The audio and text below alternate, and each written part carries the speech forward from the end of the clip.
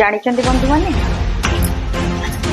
ଏ ଦୁନିଆରେ ମଣିଷ କେବଳ ଗୋଟିଏ ପ୍ରାଣୀ ସବୁବେଳେ ବିଶ୍ୱାସଘାତକତା କରିପାରେ।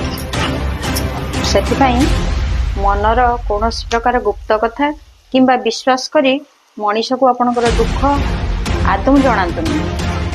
ଯଦି ଦୁଃଖ ଜଣେଇବାର ଅଛି ତାହେଲେ ସେଇ ଭଗବାନଙ୍କୁ ଜଣାନ୍ତୁ।